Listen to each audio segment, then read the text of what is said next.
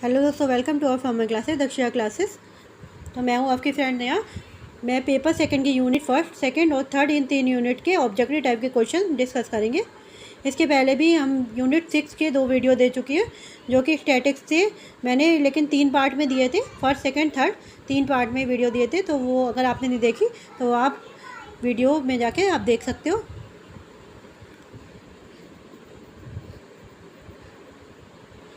तो आप हमारे चैनल पे जाके वो वीडियो देख सकते हैं। वो वीडियो आपके लिए काफ़ी हेल्पफुल है।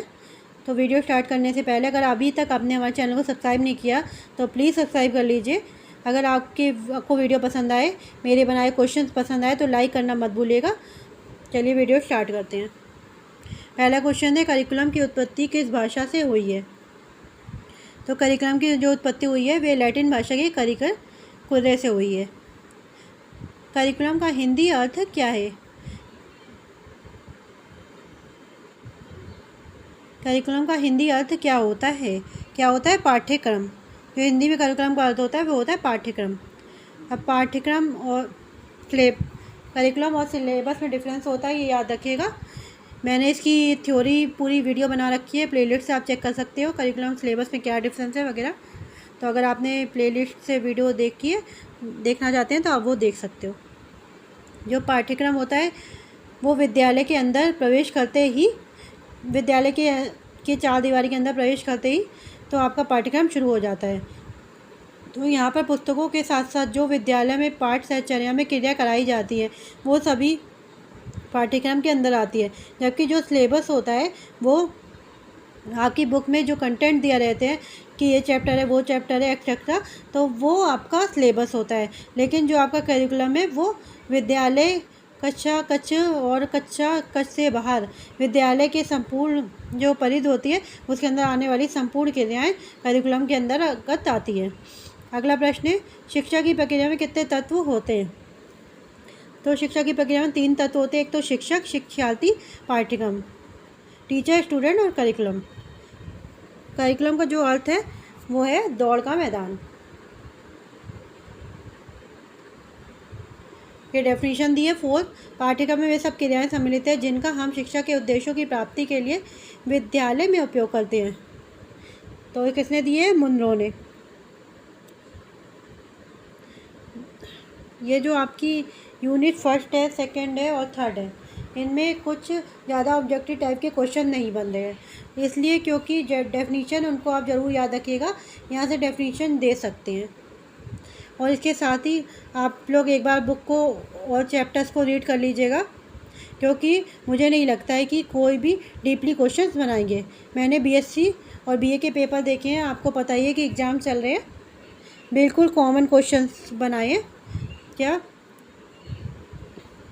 इसका प्रतिपादन किसने किया, कब किया, तो इस तरीके से क्वेश्चंस बना रहे, क्योंकि मैं कॉलेज में ऐसे प्रोफेसर हूँ तो मुझे पता है कि कैसे क्वेश्चंस बना रहे हैं लोग।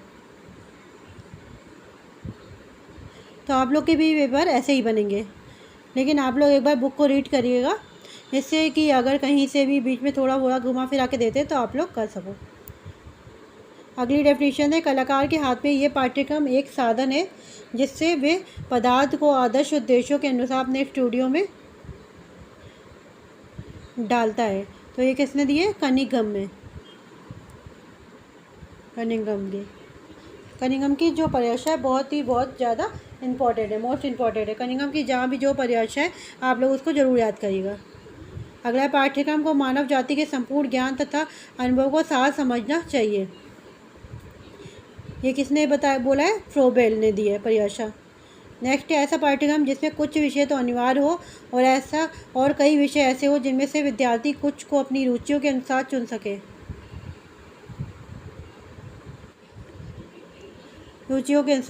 किसने दिए? कोर प्रधान पाठ्यक्रम। इसको कहते हैं कोर प्रधान पाठ्यक्रम। वैसे पाठ्यक्रम कई प्रकार के होते हैं, लेकिन आपके जो सिलेबस में 2 प्रकार के पाठ्यक्रम दिए गए हैं, कोर प्रधान और प्रच्छन्न प्रधान पाठ्यक्रम। कोर प्रधान और प्रच्छन्न प्रधान पाठ्यक्रम। कोर प्रधान जो पाठ्यक्रम है ये अमेरिका में सबसे ज़्यादा प्रचलित है, सबसे पहले प्रचलित हुआ था। अगला प्रश्न है, ऐसी पाठ्यचर्या जो शिक्षक के बजाय विद्यालय द्वारा पढ़ाया जाता है वो होता है प्रच्छन्न पाठ्यचर्या। नेक्स्ट है क्वेश्चन का मतलब होता है हिडन, छुपा हुआ। मतलब ये जो होती है पाठचर्या, इसमें जो पढ़ाया जाता है वो किताबों से नहीं पढ़ाया जाता है। विद्यार्थी स्कूल में जाते हैं तो वहाँ पर जो रूल्स होते हैं, अनुशासन होते हैं, वो अपने आप में ऑटोमेटिक सी वैल्यू वगैरह सीखते रहते हैं। वो सब क्या है, बच्चन पाठचर्या के अंतर्गत आता है। अगला है नेक्स्ट है बच्चन पाठचर्या प्रभावित होता है किससे प्रभावित है? विद्यालय के नियमों व सिद्धांतों द्वारा। पाठचर्या के घटक हैं उद्देश्य, विषय वस्तु और अधिगमकर्ता के अनुभव व मूल्यांकन।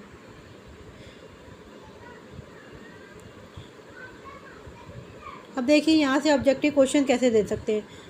जैसे कि आपको यहाँ पे पूछा गया पाठचर्या के घटक, तो 4 घटक यहाँ पे बताए गए, तो हो सकता है इसके 3 घटक दिए हो, एक घटक कोई और दूसरा दे दिया ऑप्शन, तो फिर ये पूछेंगे इसे पाठचर्या के कौन सा घटक नहीं है, तो आपको गलत वाला ऑप्शन टिक करना है। या फिर क्या करेंगे कि एक घटक दे देंगे और बाकी 3 कोई अन्य दे देंगे और पूछेंगे कि इसमें पाठचर्या का कौन सा घटक सही है।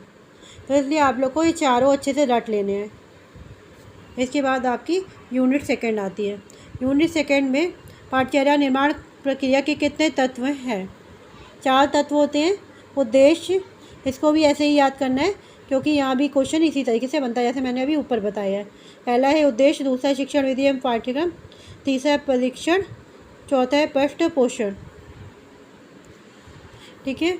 अगला है विषय वस्तु केंद्रित पाठचर्या को कहते हैं, क्या कहते हैं? परंपरागत पाठचर्या। नेक्स्ट है शुरू से जो पाठचर्या चली आ रही है इसलिए उसे कहते हैं परंपरागत पाठचर्या। नेक्स्ट है प्रारंभिक विषय उपागम का परिवर्तित रूप क्या है? विस्तृत क्षेत्र उपागम। अगला प्रश्न है व्यवहारवादी उपागम का अर्थ आधार क्या है?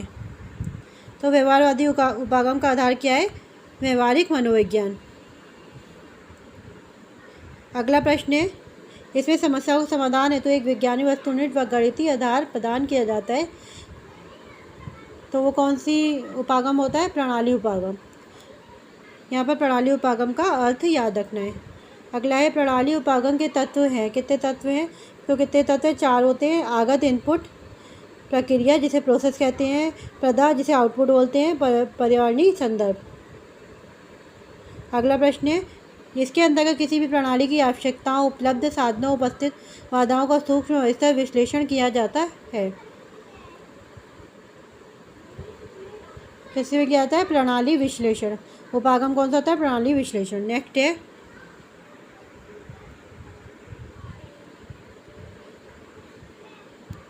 समन्वित उपागम या एकीकृत पाठचर्या के सिद्धांत पर आधारित है, तो ये एकीकरण के सिद्धांत पर आधारित है।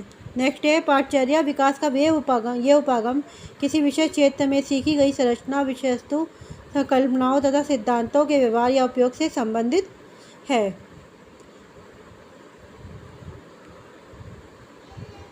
तो ये कौन सा उपागम होता है? मानववादी उपागम। अगला प्रश्न यूनिट 3 आपकी यहाँ से स्टार्ट होती है। यूनिट 3 में किसी वस्तु, व्यक्ति अथवा क्रिया का ऐसा कल्पनात्मक या कार्यात्मक रूप जिससे आपके वास्तविक स्वरूप का बोध होता है कहलाता है प्रतिमान। क्या कहलाता है? प्रतिमान। नेक्स्ट इंग्लिश में बोलते हैं इसे मॉडल। पाठ्यचर्या के स्वरूप का निर्धारण या इस कार्य के लिए दिशा निर्देशन की प्रक्रिया के स्वरूप के निर्धारण को क्या कहा जाता है? पाठ्यचर्या प्रतिमान, करिकुलम मॉडल। अगला है पाठचर्या के उद्देश्य प्रतिमान का आधार क्या है? तो इसका आधार है व्यवहारिक मनोविज्ञान। नेक्स्ट है पाठचर्या के प्रक्रिया प्रतिमान को किसको प्राथमिकता दी जाती है? किसको दी जाती है? प्रक्रिया को। नेक्स्ट है किस प्रतिमान के अंतर्गत शिक्षा एवं पाठ्यचर्या को प्रभावित करने वाली परिस्थितियों का महत्व प्रदान किया जाता है? किसको महत्व दिया जाता है? पाठ्यचर्या का परिस्थिति प्रतिमान। नेक्स्ट है किस उपागम का उपयोग करके परिस्थिति का विश्लेषण किया जाता है? तो किसका किया जाता है? कौन सा काम होता है? प्रणाली विश्लेषण। अगला है जमीनी प्रतिपादन के प्रतिपादक कौन है? जमीनी प्रतिमान के प्रतिपादक कौन से? हिल्दा और ताबा, ये 2 अलग अलग सदस्य हैं। इन दोनों ने मिलकर प्रतिमान दिया था, इसलिए इसे हिल्दा ताबा के नाम से जानते हैं। और ज़मीनी प्रतिमान इसलिए बोला जाता है क्योंकि ये मूल पर जाकर समस्या का निवारण करता है ज़मीनी स्तर पर, तो इसलिए ज़मीनी प्रतिमान बोला गया है। नेक्स्ट है ज़मीनी प्रतिमान किस पर आधारित प्रतिमान है, तो किस पर आधारित है? छात्र केंद्रित पद्धति पर। इसके आगे जो पढ़ोगे वो प्रशासन पर आधारित होता है। ज़मीनी प्रतिमान के कितने सोपान होते हैं? तो 4 सोपान होते हैं। अगला प्रश्न है, इस प्रतिमान के द्वारा समस्या के मूल तक पहुंचने की कोशिश की जाती है। तो अभी हमने जैसे आपको बताया ज़मीनी प्रतिमान में समस्या के मूल तक पहुंचने की कोशिश की जाती है। अगला प्रश्न है, इस प्रकार के प्रतिमान का प्रयोग अधिकतर उच्च स्तर के प्रबंधकों द्वारा किया जाता है। तो कौन सा होता है प्रतिमान? प्रशासनिक प्रतिमान होता है।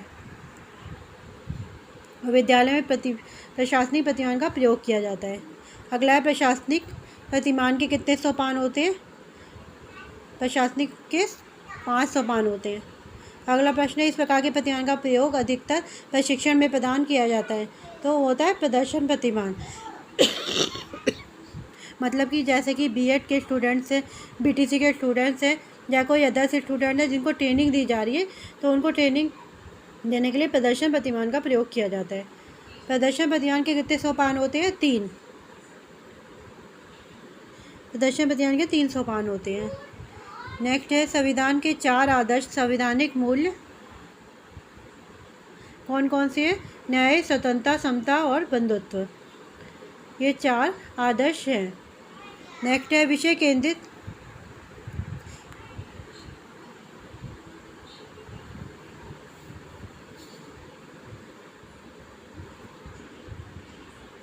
अगला है, विषय केंद्रित पाठ्यक्रम आधारित है। किस पर आधारित होता है? आदर्शवाद पर। अनुभव केंद्रित पाठ्यक्रम आधारित होता है प्रकृतिवाद और यथार्थवाद पर। प्रकृतिवाद नहीं होगा यहाँ पे, सिर्फ यथार्थवाद होगा। क्रिया केंद्रित पाठ्यक्रम आधारित है प्रयोजनवाद पर। बाल केंद्रित पाठ्यक्रम आधारित होता है प्रकृतिवाद पर। तो ये आपके फर्स्ट, सेकंड और थर्ड 3 यूनिट के क्वेश्चंस आपको करा दिए। अब आपकी 4th और 5th यूनिट पढ़ी है, बची हुई है, तो वो मैं अगली वीडियो में करा दूँगी। अगर आपको वीडियो पसंद आए तो प्लीज़ हमारे चैनल को सब्सक्राइब जरूर करिए, लाइक करिए, शेयर करिए दोस्तों यार, और बेल आइकन को जरूर प्रेस करिए ताकि आने वाले वीडियो का नोटिफिकेशन आपको मिल सके। और कमेंट बॉक्स में ज़रूर कमेंट करिएगा ताकि हमें आने वाली वीडियो के लिए मोटिवेशन मिल सके और हम आपके लिए ऐसी वीडियो बनाएं जो आपके लिए हेल्पफुल है, काफ़ी हेल्पफुल है।